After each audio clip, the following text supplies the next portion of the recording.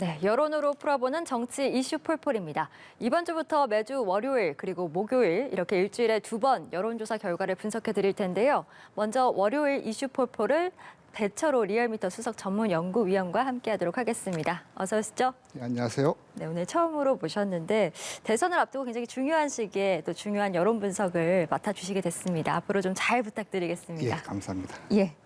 자, 저희 이슈 폴폴 본격적으로 시작해 볼 텐데요.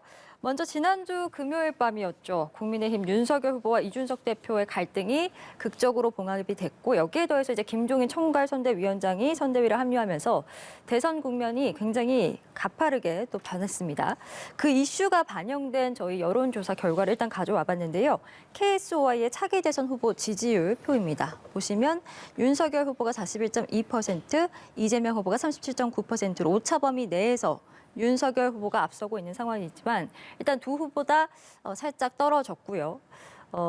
이 결과를 일단 어떻게 분석하시는지 좀 들어보고 시작을 하도록 하겠습니다. 전주 대비해서 두 후보 나란히 약보합세를 보였는데요. 예. 이제 가장 관심은 이제 지난주 국민의힘 입장에서는 지난주 이를테면 선대위를 구성을 둘러싼 투스톤 대전, 윤석열 후보와 이준석 대표의 갈등.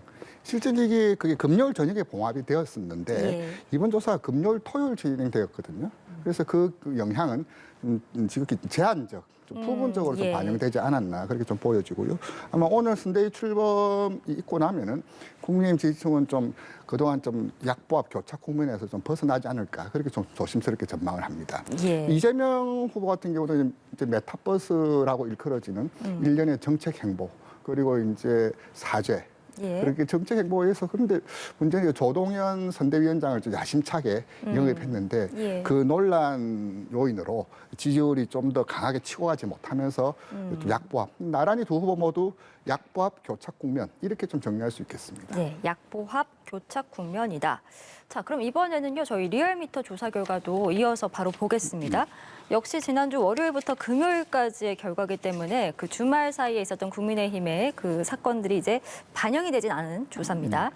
윤석열 후보가 지금 44%, 그리고 이재명 후보가 37.5%. 지난주에 비해서는 윤석열 후보는 하락을 했고요. 이재명 후보는 소폭이지만 상승을 했습니다.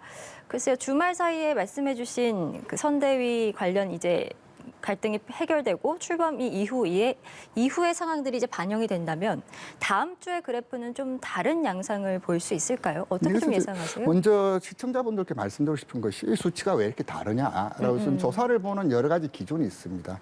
KSOI는 금요일, 토요일 양일간 실시했고요. 예. 그 리얼미터 오마이뉴스 의뢰로 리얼미터가 한 것은 월, 화, 수, 목, 금 5일 동안 예. 주간 단위의 어떤 누계입니다. 그렇기 때문에 숫자가 다르고 오히려 뒤에 말씀드리겠지만 일간 조사를 보면은 KSOI 조사랑 좀 유사한 흐름으로 가는데요. 그래서 주간 단위 통틀어 놓고 보자면 윤석열 후보는 이제 KSOI 조사와 마찬가지로 좀 약보합 보였고 이제 저희 조사에서는 이재명 후보는 이제 강보합으로 좀 이렇게 크게 빠지지는 않았다. 예. 그 차이를 우선적으로 말씀드렸고요. 그 원인은 이제 아까 진단했던 KSOI 조사 크게 다를 바는 없습니다. 이를테면 똑같이 이제 선대위를 구성을 둘러싼 내부 분열, 갈등이 이제 윤석열 후보 지지율을 좀 발목 잡았고 이재명 예. 후보는 좀 상승 흐름을 좀 타고 가려고 했는데 좀 방지턱에 걸려서 더 가지를 못했다. 좀 그렇게 정리할 수 있겠습니다. 예, 민주당은 인재 영입에 있어서 잡음이 있었고 국민의힘 역시 선대위 갈등이 있었기 때문에 두 후보 모두 약보합을 보였다라고 다시 한번 또 결론을 말씀해 주셨습니다. 자, 그럼 이번에는요. 지난주 일간 지지도도 함께 살펴보겠습니다. 띄워주시죠. 자, 월요일 조사를 보면요. 두 후보가 거의 12%포인트 차이가 나는데 지금 수요일을 기점으로, 그러니까 12월 1일이죠. 수요일을 기점으로 굉장히 격차가 줄어들었습니다. 이렇게 줄어든 가장 큰 원인은 뭐라고 분석하시는지요? 이를테면 국민의힘 윤석열 후보가 이제 47.1에서 이제 최종은 이제 43.3으로 클로징 됐지만 예. 그리고 월요일 날 이제 이준석 대표가 그렇다면 여기까지 이러면서 뭐 잠적 이런 표현까지 예. 언론에서 나왔었는데 그렇게 이제 그 갈등이 이제 표면화되면서부터 이제 지지율이 좀 하락 국면을 좀 보여졌었고 대신 이제 이재명 후보 같은 경우는 이제 메타버스 또 지난주에 그 호남 방문 4박 5일 호남 방문을 했지 않습니까? 호남 예. 방문에서 어느 정도 좀 동력을 좀 확보했던 측면들 그리고 이제 일련의 정책 행보들을 이어나가면서 좀 보시면 아시겠지만 계속적으로 우상향으로 조금씩 이제 좀 자리를 잡아가고 있고 윤석열 후보는 이제 월요일 이후 계속적으로 하락세를 보이면서 41.7까지 좀 밀렸었는데 결국은 예. 이제 주간 단위도 보셔야 되겠지만 일간 단위 지표 보자면 두 후보 모두 오차 범위 안 결과를 보이고 있다. 그런 점에서는 KSOI 조사랑 크게 뭐 틀리진 않다. 그렇게 좀 말씀드릴 수 있겠습니다. 네, 지금까지 본 이런 지지도 이 표들을 보면 윤석열 후보와 이재명 후보가 사실 큰 차이 없이 대체적으로 이제 오차 범위 내에서 이렇게 지금 경쟁을 하고 있잖아요. 물론 이제 주말 사이에 있었던 부분들이 반영이 되지 않았기 때문에 그 부분은 좀 아쉽지만 두 후보가 앞으로 가지고 가야 할 어떤 전략이랄까요? 조금 지지율 격차를 벌어지게 할 만한 요소들은 어떤 것들이 앞으로 있을 것 같다라고 보시는지요? 일단은 그 윤석열 후보에게 가장 중요한 건 우선 선대의 구성이죠. 그 진영을 어떻게 짜느냐, 진영을 어떻게 짜느냐 이제 그것이 이제 지난 2주 동안 관심 주목도가 높았는데도 불구하고 이제 파열음 갈등만 노출되었는데 이제 예. 오늘 선대위를 출범하면서 이제 김종인 위원장 체제로 확실히 이제 진영이 좀 갖추어졌죠. 이제 그러면서 본격적으로 이제 드라이브를 걸 텐데 예. 이제 지금까지는 이럴 때면 문재인 정부의 어떤 반정서 혹은 반문 정서에 기댔다라면 이제는 그것을 넘어서 이제 뭔가를 보여주겠죠. 이제 김종인 위원장도 이제 첫 일성이 코로나 시대, 코로나 예. 상황에서 대한민국을 어떻게 끌고 갈 것인가, 어떤 청사진을 제시할 것인가라고 그렇게 일성을 보여줬듯이 이제 예. 김종인 위원장 체제가 잡힘으로써 이제 선거 진영은 중심을 잡고 또 중도화로 과감하게 나가는데 그에 대해서 과연 여론을 또 어떻게 반영할 것인가. 이제 그 점이 이제 12월 초 첫 주 여론 토론을 보면 주요 포인트가 될 것 같고요. 이재명 후보 같은 경우는 이제 연이은 이제 사죄 큰절까지 하면서 이제 사죄를 하고 지난 과거의 어떤 뭐 실책에 대해서 이제 좀 잘못했다 그런 그 메시지를 연이어 내어놨죠. 특히 이제 부동산 관련해서는 뭐 문정부에서 좀 큰 실책이다. 그건 솔직하게 담백하게 인정한다. 그런 취지의 말씀하셨는데 예. 어쨌든 오늘 뭐 국민선대위 그렇게 하면서 좀 정책 드라이브 연이어 걸면서 좀 집권 여당다운 또 이재명 다움을 좀 어필하는 그런 이번 주가 한 주가 될 것 같은데요. 두 후보 모두 이번 주는 약간 좀 상승의 기대감을 좀 보여줄 수 있는 그런 호재들이 두 후보 모두 좀 기다리고 있는 그런 상황으로 좀 보여집니다. 예, 다음 주에 분석 결과 저는 기대가 되는데요. 저희 이제 여러 가지 지지율에 영향을 줄 수 있는 요소들 살펴보고 있는데 제3지대 회동이 오늘 있었습니다. 이 요소도 좀 살펴보면 좋을 것 같습니다. 양쪽 모두 일단은 뭐 심상정 후보도 그렇고 안철수 국민의당 후보도 그렇고 단일화는 의제가 아니다라고 선을 긋곤 있습니다만 만약에 단일화가 된다고 가정을 했을 때 미칠 영향도 궁금하고 단일화가 아니더라도 이렇게 제3지대 회동이 계속될수록 지지율에도 어떤 좀 변화가 있지 않을까라는 생각도 들거든요. 어떻게 좀 분석하시는지. 87년 이후로 제3지대 후보는 늘 있어 왔습니다. 2012년 이제 문재인 박근혜 후보가 붙었을 경우를 제외하고 그 맞대결이었죠. 나머지 이제 때로는 진보 진영에서 이제 민주노동당 권영길로 상징되는 때로 이제 보수 진영에서 이제 그 정주영 국민의당 그때 그 당시 후보였죠. 이렇게 예. 이제 진영 내에서 이제 그렇게 갈림은 있었는데 이번처럼 이렇게 제3지대 후보가 주목받은 선거가 있었는가? 저희 이제 그만큼 이제 양 후보가 치열한 접점, 오차 범위 내 2, 3% 붙어 있는 상황에서 예. 이 그래프 보시면 아시겠지만 이 심상정 안철수 후보 개별 후보들 지지율 보면 한 3% 중반, 4%. 그렇네요. 예. 또 합치면은 8% 정도 되거든요.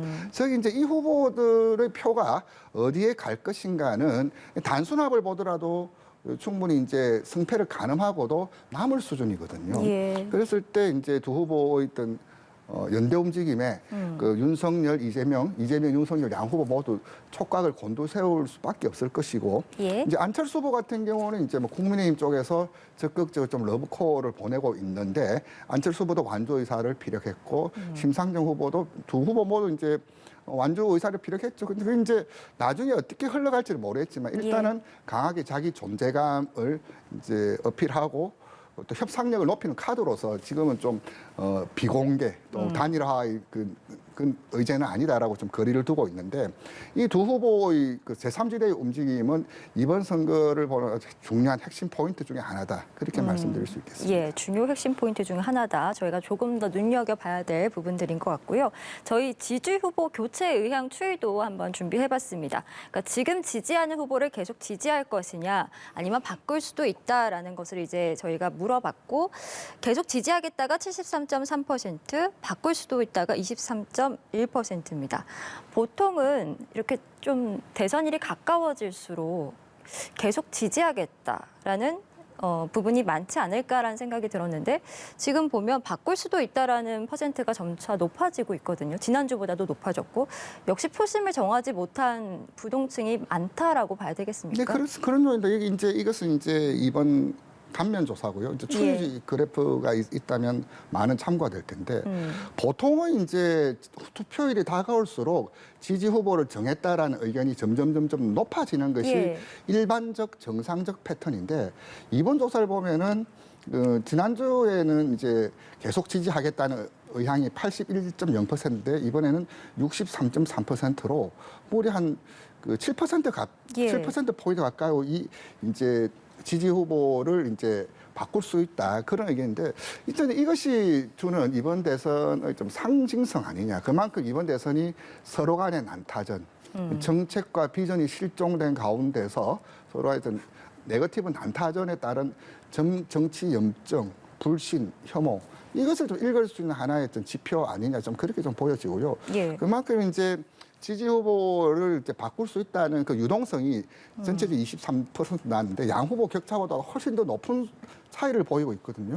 그만큼 이번 대선이 또 결과의 또 불확실성을 또 보여주는 또 하나의 지표다. 좀 그렇게 해석을 해도 무방하지 않다. 그렇게 좀 보여집니다. 네, 후보별 지지 강도 역시 뭐 이재명 후보, 윤석열 후보 할 것 없이 좀 모두 하락을 했습니다. 지지 강도에 있어서 가장 큰 영향을 준 게 뭔지도 궁금하고 두 후보 각각 본인의 지지세를 좀 견고히 하기 위해서는 어떤 층에 좀 공략을 해야 하는지도 분석을 해주시죠. 먼저 윤석열 후보 지지층 보면은 지지 후보 계속 지지하겠다는 의향이 이제 지난주부터 4.8% 포인트 하락했습니다. 하락을 했는데요.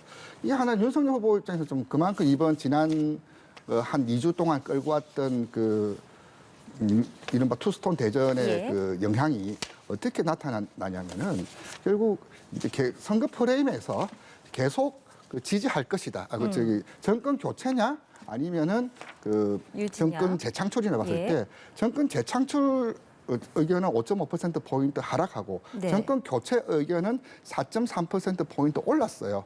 저기 이제 전체적인 지형과 분위기 여론 구도는 좋아졌음에도 불구하고 후보 지지도가 그만큼 떨어졌다는 것은 저런 이제 엇갈린 흐름을 보였다는 것은 그만큼 지난 내상 그리고 이제 갈등의 폭이 좀 심상치 않게 평가했다. 좀 그렇게 좀 보여지는 대목이고요. 이제 이재명 후보도 이를테면 이제 사죄 논란에서 이제 메타버스 호남 방문 정책 드라이버를 걸면서 좀 지지율 상승에 좀 탄력받는 모양새였는데 이른바 그 조동연 상임선대위원장 사태로 좀 주춤거렸던 것이 좀 뼈아프게 좀 다가왔고 이제 두 후보 모두 지난주로 매우 이재명 후보 입장에서는 이제 골든 크로스 내지는 딱 붙어 있는 그런 결과를 기대했었고 윤석열 후보 입장에서는 간격을 쫓아오는 흐름에서 좀 간격을 좀 벌려야 될 상황인데 두 후보 나란히 좀 꺼졌다는 것은 네거티브 난타전 혹은 그 두 정치 좀 뭔가 비전을 보여주지 못함에 따른 약한 고리의 이탈, 이완. 좀 그렇게 좀 해석할 수 있겠습니다. 네, 결국에는 두 후보 모두 정책이나 비전이 좀 실종됐던 것이 이렇게 지지 강도를 좀 하락시키는 데 영향을 줬다라는 말씀이신 거군요. 네, 그렇습니다. 예, 알겠습니다. 마지막으로요, 저희 국민적으로 가장 관심이 큰 부분이죠. 부동산 관련 이제 여론조사 결과가 있었는데 부동산 시장 문제를 누가 가장 잘 해결할 것 같냐라는 조사에서 일단 초박빙 결과가 나왔습니다. 이재명 후보 38.3%, 윤석열 후보 38.5%, 불과 0.2%포인트 차고요. 이재명 후보 같은 경우에는 부동산 정책과 관련해서 대규모 공공주택을 마련하겠다라고 했었고, 윤석열 후보는 이제 종부세 제대적인 개편을 내세웠습니다. 하지만 결과로 봤을 때는 글쎄요, 국민들 마음에 화끈한 어떤 부동산 정책은 없었다라는 생각이 들거든요. 그렇죠. 이제 두 후보 모두 저는 이 수치를 과연 정책에 대한 엄밀한 평가냐 아니면 그 진영 논리, 진영 정서가 이제 배어 있는 거냐 약간 좀 저도 좀 헷갈립니다. 이를테면 윤석열 후보도 1호 공약으로 내놓은 게 청년 부동산 정책이었거든요.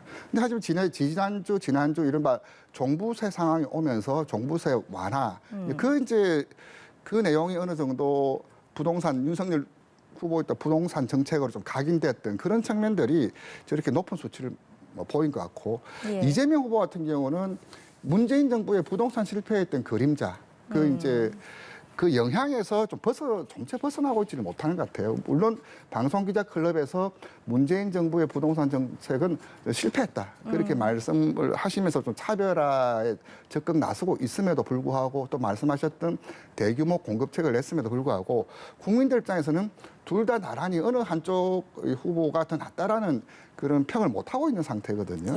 그만큼 이제 이번 선거에서 부동산 이슈가 중요함에도 불구하고 두 후보 모두 이제 국민들이 만족할 만한 정책을 못 내고 있다 그렇게 좀 보여지는데 문제는 공급책은 좀 장기적으로 느낄 수 있는 거지 단기적으로 체감할 수 있는 문제는 아니거든요. 이제 그런 측면에서 두 후보가 앞으로 어떤 정책과 공약을 내고 어떻게 표심을 지켜볼지 이번 선거를 보는 이슈 중에 가장 큰 이슈는 부동산 관련 정책. 그것을 또 상징적으로 좀 웅변하고 있는 지표 아니냐. 그렇게 좀 보여집니다. 예, 알겠습니다. 앞으로 부동산 정책과 관련해서 두 후보가 좀 더 심혈을 기울여야 할 것 같습니다.